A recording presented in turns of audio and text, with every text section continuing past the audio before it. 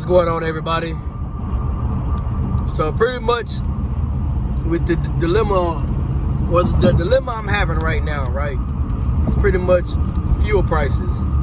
Fuel prices are sky high, man. It's ridiculous. The good thing about me, can't speak for anybody else, but I have a low overhead, right?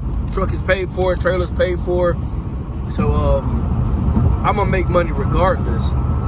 But then now it all comes down to the amount of money that I'm making. So I think I've told y'all I was grossing about $4K a week. After my expenses, I'm bringing home between $2,400 to $2,600 a week. So that's a decent amount of money in my eyes for what I'm doing. And like I said, that's typically off of 4 days of working. It's not often that since I've been driving my own truck, that I've actually worked a full 5 days, in the week. It just, something like I said, if the freight is there, I'll pull it. If not, then hey, I just won't, or I just won't work at all that day. But I'll end up getting some type of work done on the truck or the trailer for the most part. So pretty much where I'm at now, it was either park my truck and go work for somebody else, like a local company, not no OTR or anything, or give me a flatbed and lower the distance that I drive. So on average, not even on average, but whenever I do book a load, I don't typically go any further than about 100 to 120 miles from my house, which is Beaumont, Texas. So on a typical work day for me, I would load up out of Beaumont or Orange, deliver it in Houston somewhere, even whether it's Houston or Pasadena, Baytown, whatever, get reloaded somewhere out there, then I come on back down to Baytown, Orange, Vida, whatever, and that would typically be my work day. Doing 2 loads like that, I would typically make about $1,200 for the day. If I did that, 5 days a week, that's over $5,000 for the week, or what, 2, 4, 6, 8. So what does that mean? $6,000 for the week if I was able to work it out to get 2 loads every day, back and forth. I have not been having any luck on getting a flatbed, man. I'm being honest with y'all. I went and looked at a couple of them, and they were garbage, or they're 48 by 96. Frames rusted, tires are bad. Like when I'm looking for something that's road ready. Now, even though I say, tires have been bad, if I gotta replace a couple tires, it is what it is. But if I buy a trailer and I gotta replace all 8 tires, no, it ain't finna happen. So the last guy, I went and looked at a trailer on Friday, hit him up, he had everything I wanted. I tell him hey, I'm an hour and a half out, I'm on my way, I should make it there this time. Once I got an hour away, I told him, hey, I was an hour away. I got 30 minutes away, hey, I'm 30 minutes away. And then once I pulled up, hey, I'm pulling up. So I get to the place, I bag into what I thought was the trailer. I didn't get up under it, but I just parked, Big Daddy right in front of it. And the dude comes out, he goes, hey man, the trailer had just sold right before you got here. I said, what? He's like, yeah, a guy from Colorado came and, I thought he was you. And he just left with the trailer. So I'm like, okay. But then he goes to say, but I got these other 2 trailers. I call that the bait and switch. They tell you they got something good, they try to sell you that bullshit. Oh man, it just sold, but I got one just like it. I only want $1,000 less than what I was asking for the good one. But this garbage one over here isn't even worth what you're asking for. So the trailer I was originally supposed to come look at, I believe, was like a 05 spread axle flatbed, supposed to be 48 by 102. He was asking like $10,000 for it. So that one so-called sold. So then he goes, hey, but I got this other one. I said, well, what's the dimensions on it? Oh, same dimensions, 48 by 102. I'm like, okay, so I'm looking at it, And it could have been from the way the trailer was sitting, but the frame looked kind of twisted, like it looked kind of cockeyed. So I get on top of the trailer. It's an aluminum combo, so it's aluminum with the boards going down the middle, or like not the middle, but like going down the sides, and it might have had some going down the middle too. I don't remember. Every single board on that trailer was rotted and it had holes in it. So I'm like, okay, I'm gonna have to replace every single board on this trailer more than likely before I can pull the load, depending on where you go and pick up at, because you got some of these shippers, man, they bougie. They'll let you come in with an older trailer, but god dang it, you better not have no holes in that trailer on that floor. So I'm looking, I'm like, yeah, this one, like the frame rail was like the welds had broke loose. That was in a couple spots, rusted like crazy.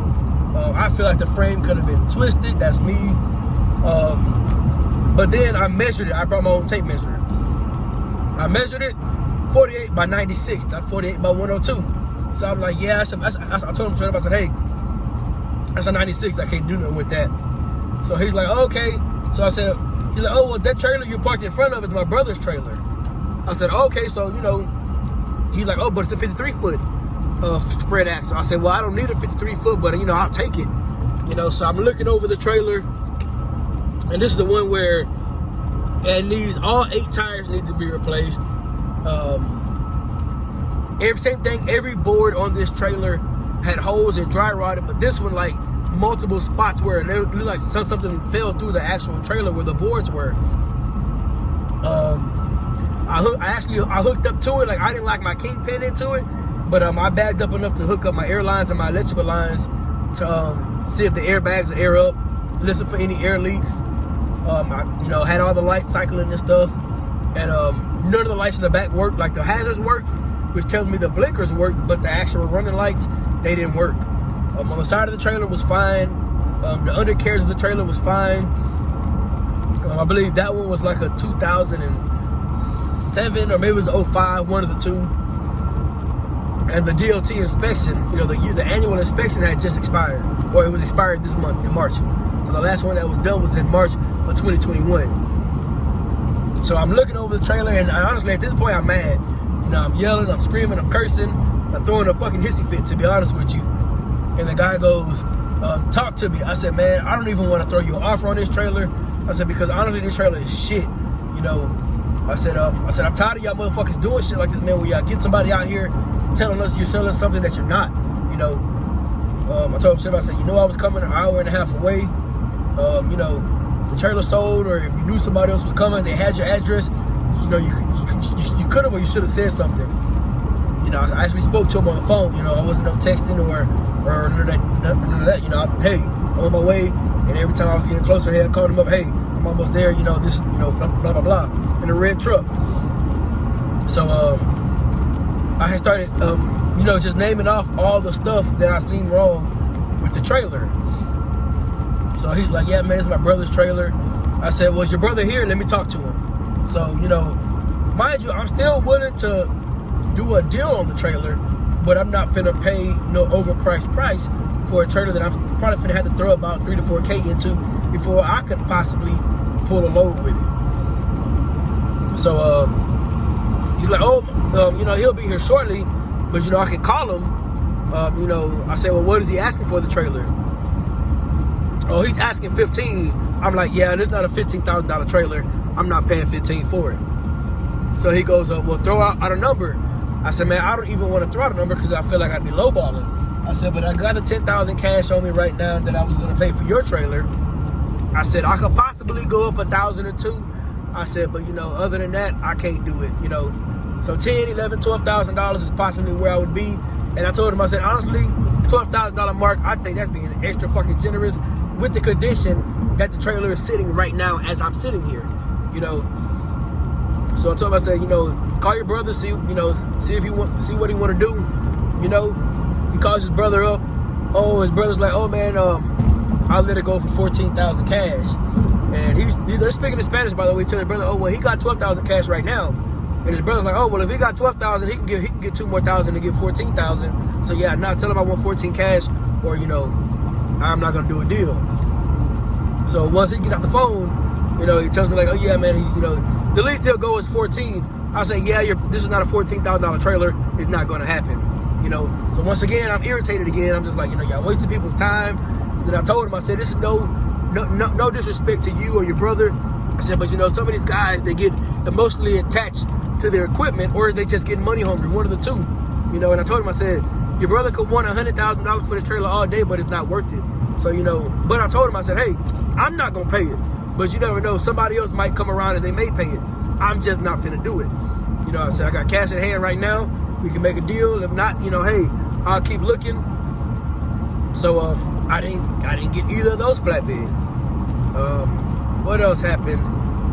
So pretty much I had reached out to someone who pretty much has like a dog position available. So that's what I'm finna go do, man. Starting tomorrow on Monday, because today is Saturday, the 20th, or my bad, today's Sunday the 20th.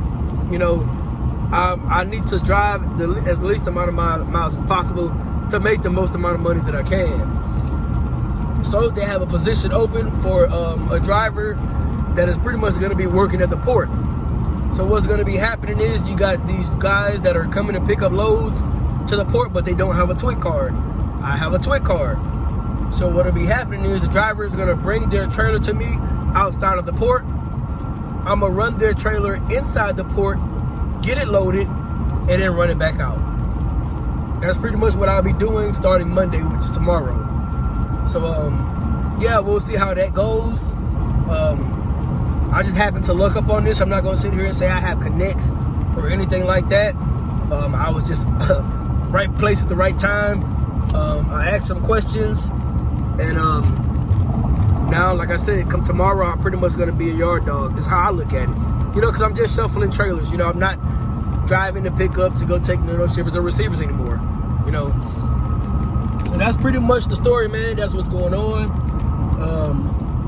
You know, I'll make a video tomorrow.